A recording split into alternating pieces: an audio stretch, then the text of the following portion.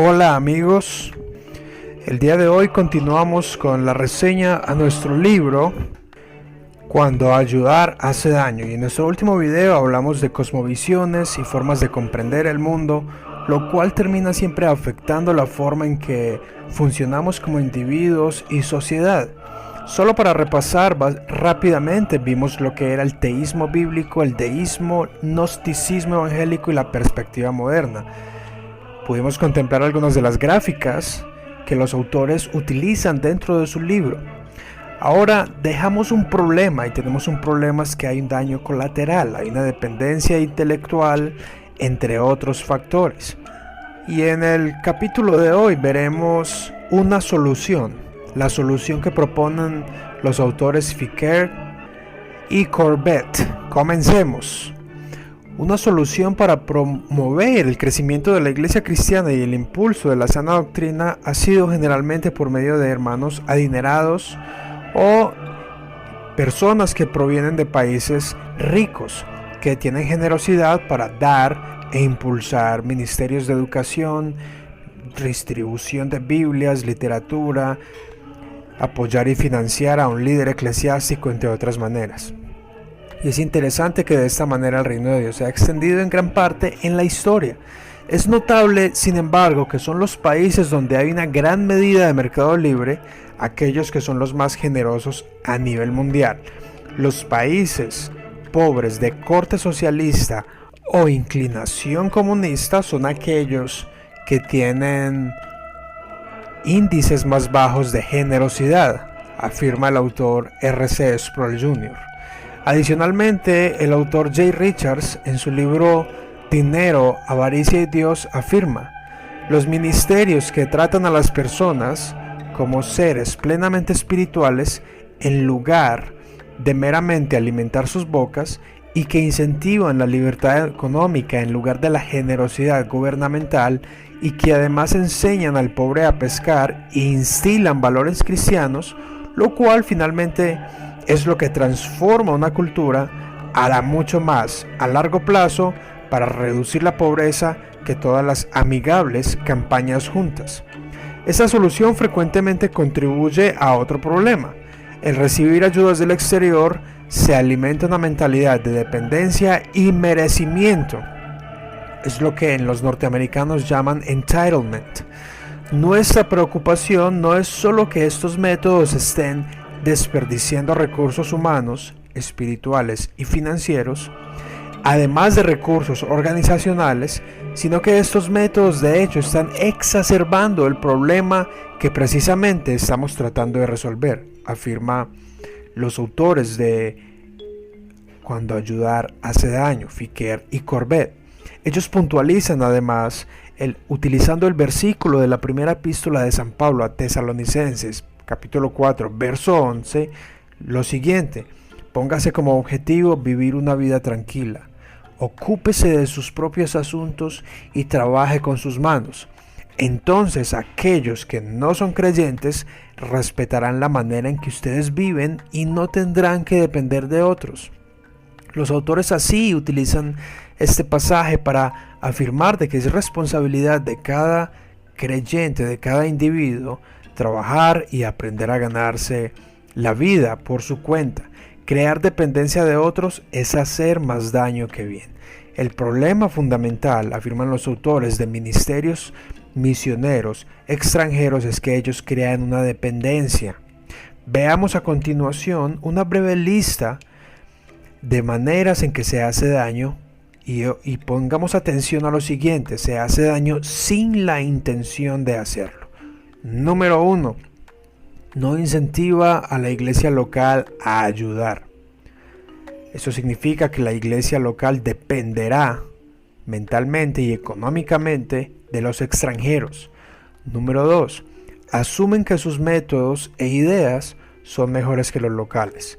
En otras palabras, se busca replicar métodos utilizados en otras culturas y contextos extranjeros y replicarlos dentro de otra cultura que habla otro idioma y que tiene otras costumbres, de manera de que los locales no pueden participar, expresar sus desacuerdos o sus ideas. Número 3.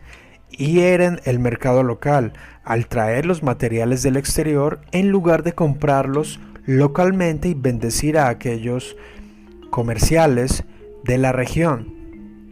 Número 4.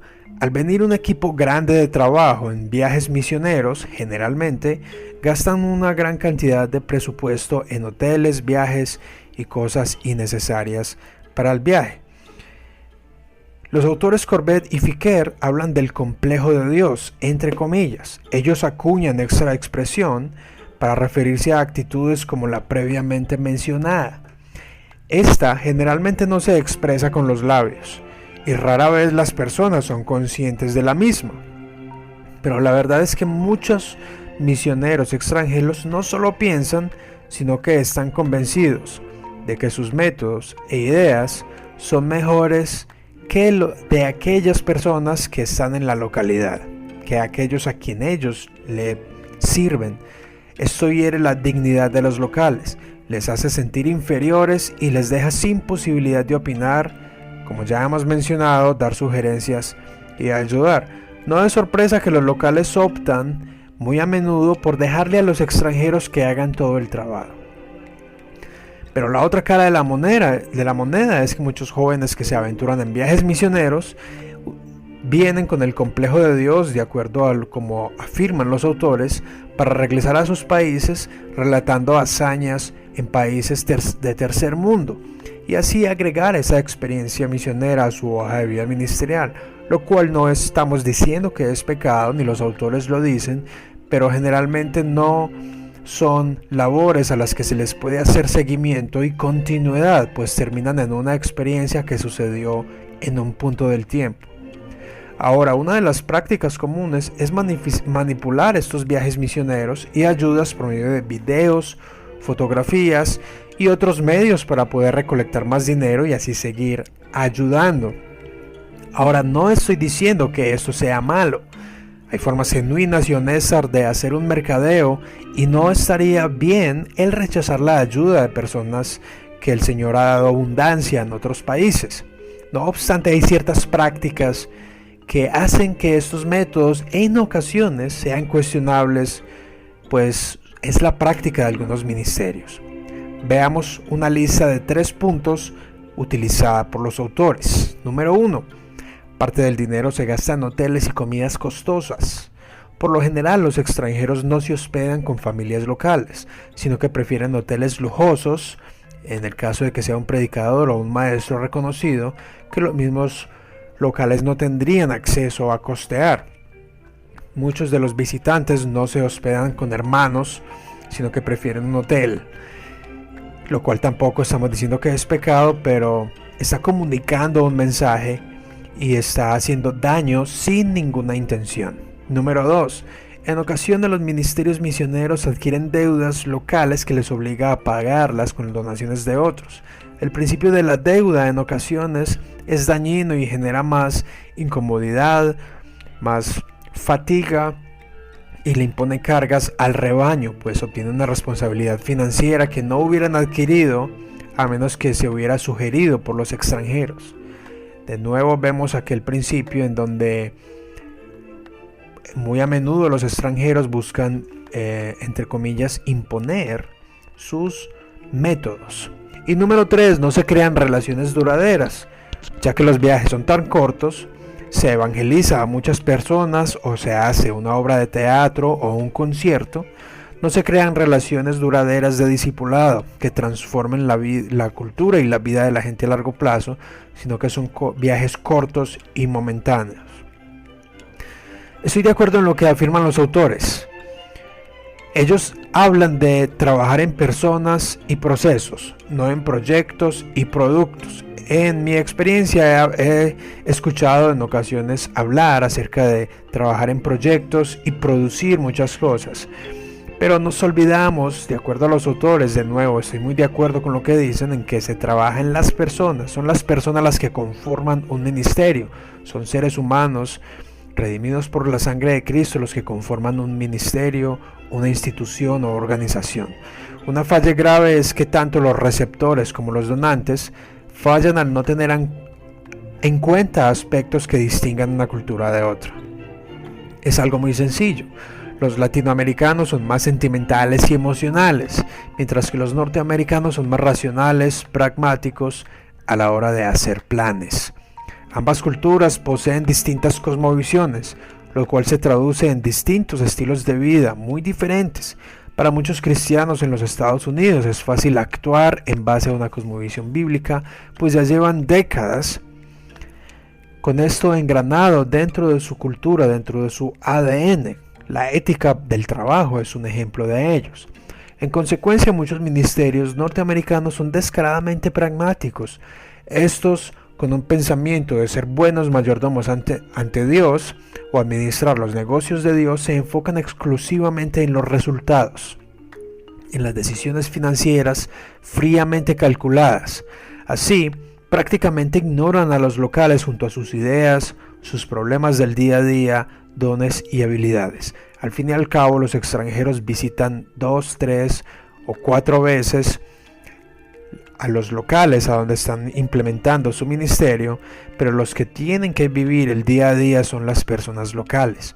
Inconscientemente o indirectamente, creen que sus métodos, preparación e ideas son mejores que la de los locales. De nuevo, Corbett y Fickert continúan diciendo: Dios puede usarnos a nosotros para cambiar, al mostrar a las personas de bajos ingresos, por medio de nuestras palabras, acciones y, más importante, nuestros oídos, al mostrarles que ellos son personas con dones únicos y habilidades.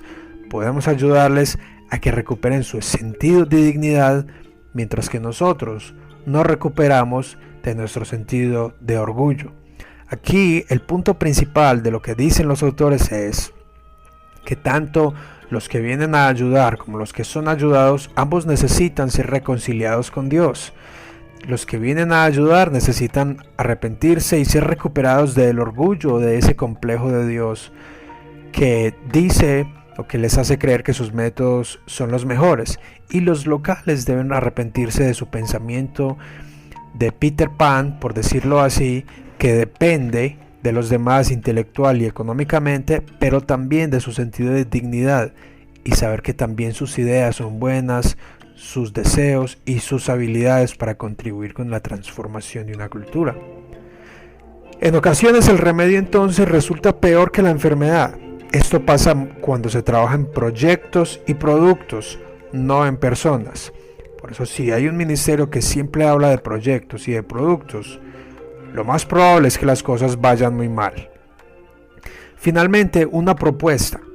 Con el fin de reducir el daño, cuando se quiere ayudar, los autores ofrecen una gran variedad de consejos. Por eso usted debería obtener este libro. Algunas serán enunciadas aquí abajo. No obstante, lo primordial es reconocer que aquellos a quienes se está sirviendo, tanto como nosotros, necesitamos reconciliación. Véase Colosenses 1, versículo 20. El Evangelio de Jesucristo es la reconciliación de todas las cosas, las que están en el cielo y las que están en la tierra. El cuadro histórico redentivo de la creación, la caída, la redención y la consumación provee de una guía para hacer la obra misionera.